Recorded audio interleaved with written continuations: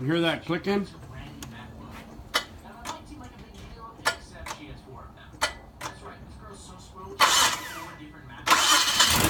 Sometimes it starts, sometimes it don't. It just clicks and you assume it's the starter. So now, let's hook up these cables to it.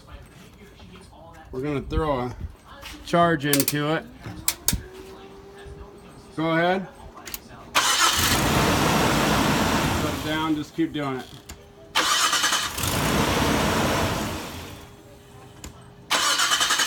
So every time it starts with the charger, but not every time without it hooked up. So you can assume that it's a starter, but sometimes it's just low voltage in the battery. So I hope this video helps you out. If you need this, you're going to end up needing the battery if it's the same issue for you. Please click like, please click subscribe. Click on my name underneath this video for all my other how-to videos. And as always, guys, enjoy.